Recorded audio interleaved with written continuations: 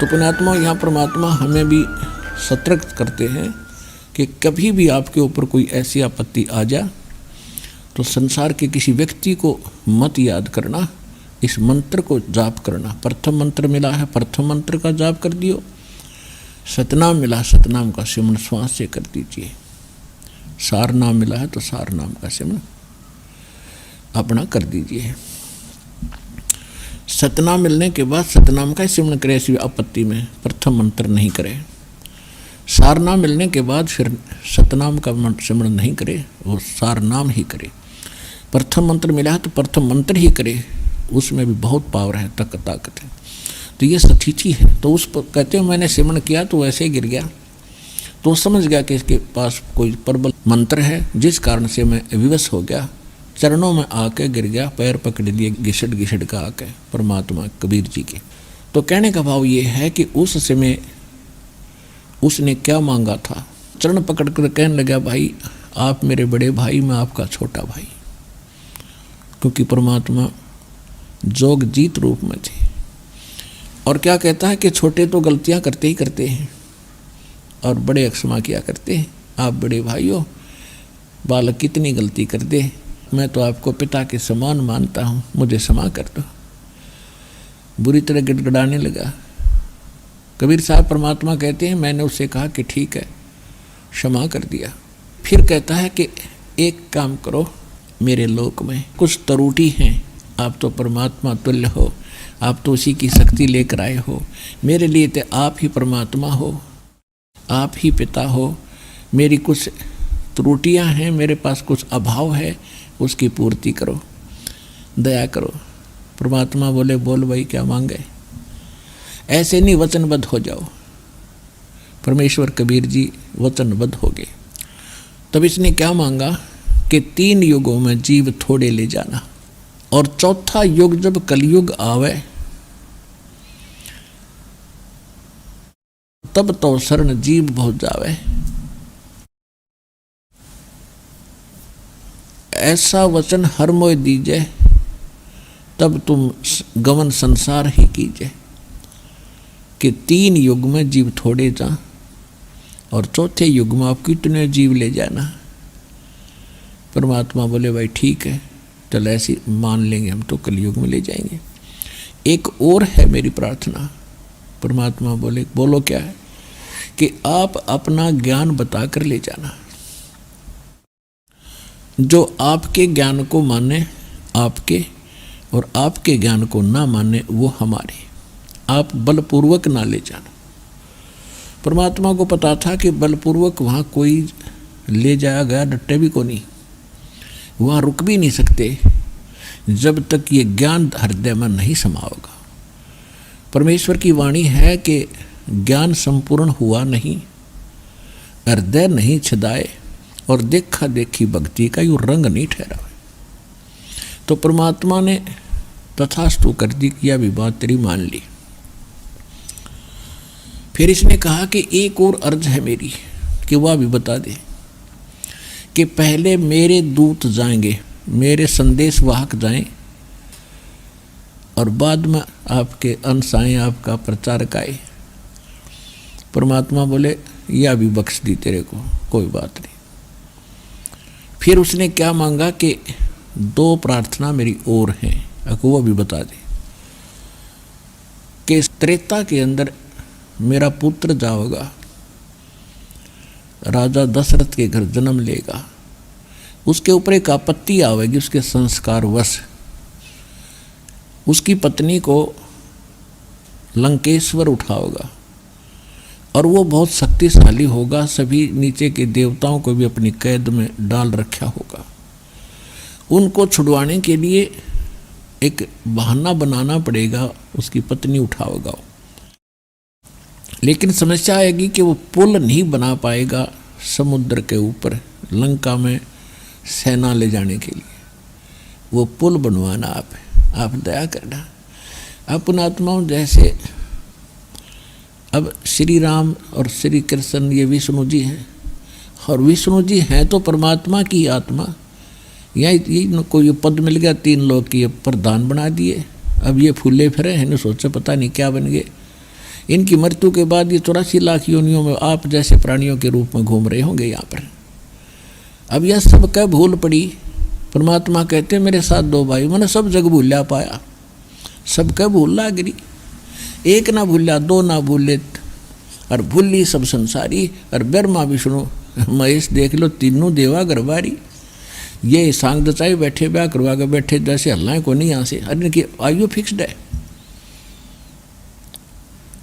तो कहने का भाव ये है, तो ये आत्मा परमात्मा की है। जब ये दुखी होती है तो वही आकर इनकी मदद करता है।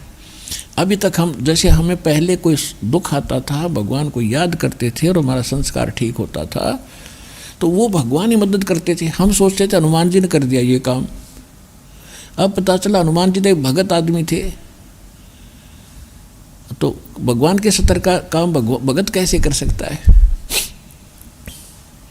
और श्री राम और कृष्ण की शक्ति का हमें पता चल गया कि ये किसी के संस्कार में फेर बदल नहीं कर सकते। तो परमात्मा ने वो तथास्तु कर दिया कि ठीक है, उसके पुल को भी हम बनवाएंगे। फिर उसने फिर प्रार्थना की कि द्वापर के अंदर मेरा पुत्र यही विष्णु श्री कृष्ण रूप में जाएगा और वो एक शरीर छोड़ने के बाद एक मंदिर बनवाओगा जगन्नाथ के नाम पे, और समुद्र उसको बनने नहीं देगा, क्योंकि जब वही आत्मा श्री राम रूप में जाते हैं तो समुद्र को डराते धमकाते हैं। अग्निबाण दिखाया था श्री रामचंद्र जी ने कि या तो रास्ता दे दे नहीं तुझे जला दूंगा। तो ब्राह्मण रूप धारण करके समुद्र बाहर आया था, क्योंकि ये समुद्र का जो जल का एक देवता है वरुण, और उसके अधीन ये सभी अन्य छोटे देवता हैं। समुद्र का एक अलग से देवता है। तो वो बाहर निकल कर आया ब्राह्मण रूप धारण करके। तब उसने प्रार्थना की थी, विनय की थी कि ऐसा ना करो, अगर इस समुद्र को फूंक दोगे तो रास्ता आपको फिर भी नहीं मिलेगा, ये खाई बन जाएगी कोई 1000 फुट गहरी। ऐसा काम करो। उसने तरीका बताया कि नल और नील नाम के 2 व्यक्ति हैं, आपके सैनिक हैं, उनके पास उनके गुरुदेव की द्वारा दी हुई एक शक्ति है। तो नल नील त्रेता युग में परमात्मा आए थे, जैसे कलयुग में कबीर नाम से थे, तो त्रेता में मुनिंदर नाम से आ रहे थे। नल और नील उनके शिष्य बने थे। ये लंबी कथा फिर बताऊंगा, लेकिन आज जो प्रसंग है कुछ और है। रामचंद्र जी ने समुद्र को डराया धमकाया था, खुरकाया था, जिससे वो अक्षुब्ध बहुत हो गया। फिर उसने क्या किया, श्री कृष्ण रूप में जब ये श्री विष्णु जी यानी रामचंद्र जी आए तो उन्होंने मृत्यु के बाद एक इंद्रदमन नाम के राजा थे उड़ीसा के, उनको स्वप्न में कहा कि मेरा एक मंदिर बनवा दे और इस स्थान पर बना दे समुद्र के किनारे, और जगन्नाथ नाम रख देना। तो काल ने कहा था कि वो समुद्र वो प्रतिशोध लेगा। जब श्री राम रूप में इसने उसको खुरका धमकाया था, अग्निबाण दिखा कर फूकना चाहा था, वो बेइज्जती मान गया, उसका बदला लेगा और वो बनने नहीं देगा मंदिर को।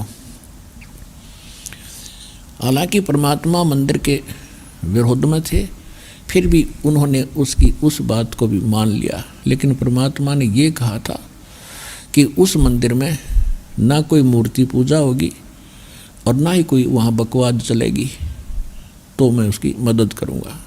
तो उसने कहा था ठीक है जी, जैसे आप उचित समझो ऐसे करना, लेकिन यह दया करियो। तो कहने का भाव यह है कि ये उसने कंडीशन रखी थी। फिर जब परमात्मा ने सारी यश कर दी तब खड़ा हो गया, काम बनया, गर्द निकली और बच्चा सुखी। कहने लगा ठीक है, अब बेशक जाओ जोग जीत संसार में। देखो, जब आप कलयुग में आओगे, आपसे पहले मैं अपने दूत भेज के उनको ऐसा ज्ञान से रंग दूंगा, शास्त्र का बहाना करेंगे, नाम सदग्रंथों का लेंगे और ज्ञान सारी बकवाद सुनाएंगे। तीर्थ व्रत जप तप मन लाऊं, देवल धाम और पत्थर पुजवाऊं, और और अनेक प्रकार के जैसे कोई व्रतों पर लगा दिया, और फिर कहते हैं 12 पंथ करूँ मैं सादा, नाम तुम्हारा ले करूँ आवाजा। और उन 12 पंथ नाम जो ले ही हमरे मुख में आन समोई, उन 12 पंथों में जो भी नाम लेगा दीक्षित होगा, जो कलयुग में चलाऊंगा, तो वो सभी मेरे ही मुख में आएंगे। जावो जोग जीत संसारा, जीवन मन कहा तुम्हारा, जीव तुम्हारा कहा न माने, हमरी ओढ़ हो बाद बखाने। कि जीव तुम्हारा कहा नहीं मानेंगे और मेरी तरफ खड़े होकर के यानी मेरे वकील बनेंगे और तेरे साथ वाद विवाद करेंगे। उसने कहा था कि प्रथम अंश हमारे जाई, पीछे अंश तुम्हारा आई, ऐसा वचन हर मोय दीजे, तब गवन संसार ही कीजे। तो यहाँ एक प्रश्न और उठता है कि जो दास बताना चाहता था कि भगवान ने, परमेश्वर जी ने ये 3 युग देने थे, वो तो जानी जान थे, वो जानी जान थे तभी तो दिए हैं कि सतयुग त्रेता द्वापर में आप भगवान को पहचान नहीं सकते। 4 युगों में आए हम मालिक। सतयुग में सत्सुकृत नाम से और 5 वर्ष की आयु में मनोजैसों के छक्के छुड़ा दिए थे। पर ये मानने तभी ना परमात्मा को वामदेव कहने लग गया वो मनु और ये अन्य उसके साथी ब्राह्मण गुरु। वामदेव का अर्थ होता उल्टा देवता। ये कहें ब्रह्मा विष्णु महेश परमात्मा, और परमात्मा के कि ये तो भक्ति योग्य ही नहीं है, ये नाशवान है, परमात्मा कोई और है। तो इस करके वो निराकार बताओ परमात्मा के साकार है। तो उल्टा ज्ञान तो उनका था और परमात्मा को उल्टा देवता कहने लगे। वाम माने उल्टा, जैसे एक राइट हैंड को बायां हाथ कहे हैं और एक लेफ्ट को उल्टा हाथ कहते हैं बामा, तो वामदेव नाम रख दिया उस मालिक का। और सुना नहीं हमने एक भी, क्योंकि सभी सुखी थे, समय पर खाना आहार था, बड़े बड़े तगड़े शरीर थे, अपना मस्ती कार्य कर रहे थे। ऐसे द्वापर में, ऐसे त्रेता में परमात्मा, सतयुग में सत्सुकृत नाम से, त्रेता में मुनिंद्र नाम से, द्वापर में करुणा में नाम से, और कलयुग में कबीर नाम से। यदि हम इसलिए मालिक आए हो सका किसी की बुद्धि ठिकाना आ जाए, लेकिन हमने माना ही नहीं। अब मानेंगे, अब हम मान रहे हैं, आप मान गए तभी तो लाखों की संख्या में दास के साथ हो लिए। प्रमाण सामने हैं और आपका समाधान सामने। कितने सुख दे रहा है भगवान, जो भगवान दिया करता है। जिन भगवानों को आप पूजा करते थे उनसे ये काम हुआ नहीं, इस मालिक नाते ही कर दिए। तो भगवान अब मिला आपको।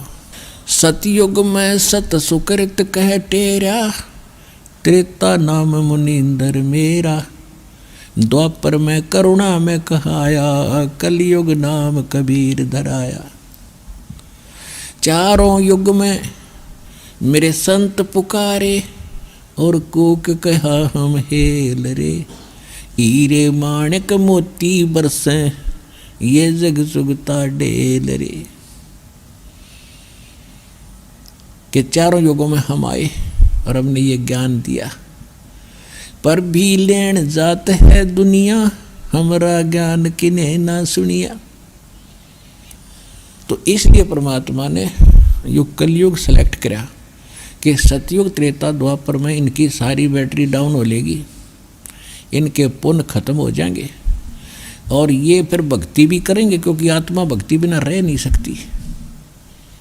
तो काल ने ये नकली दूत भेजने शुरू कर दिए। महात्मा बुद्ध भेजा, उसने पूरा चीन नास्तिक कर दिया, क्योंकि वो पूर्व जन्म का संस्कारी था और उसकी पूर्व जन्म की भक्ति के कारण उसके वचन में भी शक्ति थी। तो कुछ लोगों को प्रभाव हुआ, कुछ उनके काम भी सरे, तभी तो अनुयायी बने हम। फिर जो साधना उसने दी थी उससे कोई लाभ हुआ नहीं, जिस कारण से उन्होंने ये मान लिया कि भगवान कोई वस्तु नहीं है, क्योंकि जो साधना करते थे लाभ ही नहीं हो रहा। तो अब ये सती थी, फिर थोड़ी सी मालिक की दया हुई, शंकराचार्य आगे, नहीं तो बौद्ध धर्म पूरे भारत में फैल जाता। तो इस आदि शंकराचार्य जी ने, जो शंकर जी के लोक से आए थे, तो उसने कोशिश की उसको रोकने की, तो वो भी कालाधीन है। तो उसने श्री ब्रह्मा विष्णु महेश पर लाकर हमारी सुई केंद्रित कर दी कि ये भगवान है। ये तो वही होगा कि आसमान ते गिरे खजूर में अटक के। अब हम सारे ब्रह्मा विष्णु महेश के पुजारी हो गए। ब्रह्मा को तो नहीं पूछते, लेकिन विष्णु और शिव की तो भक्ति हम कर ही रहे थे। और यही उसमें शंकर पंचम में लिखा है, जो आदि शंकराचार्य का अपना अनुभव है, उसने लिखा है कि शिव और विष्णु की भक्ति करो। और दूसरी तरफ कहता जीव ही भगवान है, तो ये कहते हैं उआबाई का ज्ञान। तो परमात्मा ने अब आके आपका खजूर भी काटा, अरे आएंगे हम ठीक ठिकाने पे और ये पार होएंगे, सबका कल्याण होएगा। ये वचन भगवान के हैं, दास सुना रहा है। बस इतनी सी बात है। जो दास आज प्रसंग सुनाना चाह रहा है वो ये है कि 12 पंथ करूं मैं साजा, नाम तुम्हारा ले करूं आवाजा। 12 पंथ नाम जो ले ही, वो मेरे मुख आन समोई। और अनेक पंथ चलाऊं, या विद जीवों को बरमाऊं। अब 12 पंथ तो ये कबीर साहब के नाम से चले हैं, गरीबदास पंथ तक। उसके बाद ये राधा स्वामी पंथ, ये पक्का काल का एजेंट था ये शिवदयाल जी। इनका कोई गुरु नहीं। और परमात्मा क्या कहते हैं, गुरु बिन माला फेरते, गुरु बिन देते दान, गुरु बिन दोनों निष्फल हैं, चाहे पूछो वेद पुराण। अब ये जो शिवदयाल जी के पास ना कख ज्ञान था, कह ख नहीं पता था भक्ति का, और कैसा जुल्म कर गया। इसके जो अनुयायी हैं, जो राधा स्वामी पंथ से संबंधित हैं, उसी से एक ब्रांच धन धन सतगुरु सच्चा सौदा सिरसा और जगमाल वाली वहाँ है। और उसी से व्यास में, व्यास से ही ये सावन सिंह जी के शिष्य हुए थे, खेमामल जी, जो सच्चा सौदा सिरसा के अंदर जिन्होंने डेरे की स्थापना की। और वो सावन सिंह जी के शिष्य थे। सावन सिंह जी का ही एक चेला कृपाल सिंह, उनको वहाँ गद्दी मिली नहीं, और इधर दिल्ली में जाकर अपना अलग से स्थापना कर दी, आप पर गद्दी की, और बन गए गुरु बनमुखी ऐसे सिरसा के अंदर। तो कहने का भाव यह कि इनमें कोई भी ज्ञान नहीं है, कै ख का पता नहीं लोगों ने भक्ति मार्ग का। और एक और पढ़ाई पढ़ा दी कि वेद और गीता हमने जरूरत नहीं, हमने वेद और गीता की आवश्यकता नहीं, क्योंकि हमारे गुरुआं की जो वाणी है शिवदयाल जी की, वो दूर से आए थे, वो धनी थे, परम धनी। उन्होंने जो वाणी बोल रखी है, तो वो संत वाणी श्रेष्ठ है। शिवदयाल जी के जो वचन हैं वो बिल्कुल सत्य हैं। और फिर वो ये भी कहते हैं कि वेद भी तो किसी ने लिखे हैं, गीता भी तो किसी ने मनुष्य ने लिखी है। इस तरह की पली देकर वो भोले श्रद्धालु इस काल के पंथ में और दृढ़ होकर बैठे। अब उनको तो पता नहीं, बालक है। इस दास को ज्ञान हुआ, दास की आत्मा रो रही है, इनके साथ क्या बनेगी आगे चल के।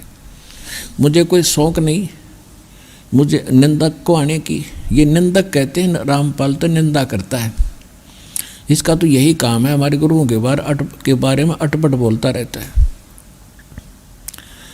आपके गुरुओं को ये दास क्या बोलता है कि वो एक पुण्य आत्मा थे, और अच्छी आत्मा जो होती है, पिछले पुण्यकर्मी प्राणी होते हैं, वो जिस भी क्षेत्र में जाते हैं वहाँ उनको सफलता मिलती चली जाती है। यदि शिवदयाल जी राजनीति में आ जाते तो प्रधानमंत्री बन जाते हैं। अब काल ने इनका दुरुपयोग वहाँ करना था, संत मते मिला दिया, और कह कह का ज्ञान निर्दुनिया बरमा दी, करोड़ों की संख्या में डबो दिया। पहले इसका ज्ञान सुना दूं, कैसा ज्ञान रखता था। पुण्यात्माओं, ज्ञान से ही इंसान का पता चलता है। और अब इंसान चला गया, उसका जो अनुभव था उसने सारा अपना बोल दिया, इसके चेलों ने लिख लिया और उसको 150 वर्ष हो गए पढ़ते ने। वो उन्हीं की लिखी हुई बुक है, दास सुना रहा, पढ़ रहा है। पढ़ना कोई गुनाह नहीं, आप भी पढ़ रहे हो, हम भी पढ़ रहे हैं। आप अकेले पढ़ रहे हो, मैं लाखों को पढ़ा रहा हूँ। बता उसमें दुख क्यों मानते हो आप लोग? आपकी पुस्तक अरदास पढ़ा रहा है, अगर वो अच्छा ज्ञान है तो ग्रहण कर लेंगे सारी जनता, और गलत है तो उसको त्याग देंगे। पढ़ाने का यही उद्देश्य है दास। और फिर वो कहते हैं तो वो निंदा करता है। निंदा तो वो होती है मैं झूठ बोलता हूँ और पीठ पाछे कहता हूँ, सरेआम बोल रहा हूँ। और लगभग 10 वर्ष हो गए टीवी चैनल पर और वीडियो सीडी बना बना के भगत दे रहे हैं। ये एक का तो जवाब दे दो, रामपाल ने या झूठ बोल दी, एक जवाब दे दो तो ये झूठे हैं। तो आज मानव बड़ा बुद्धिमान है, बाल की खाल उतार लेगा, अब ये अपने आप यहाँ आएगा, सारा विश्व नाम लेगा, छोड़ देगा नकलियों को। अगर आप ये वीडियो YouTube पर देख रहे हैं तो हमारे चैनल को सब्सक्राइब करें और बेल आइकन को दबाना ना भूलें। अगर आप Facebook पर ये वीडियो देख रहे हैं तो हमारे पेज को लाइक करें।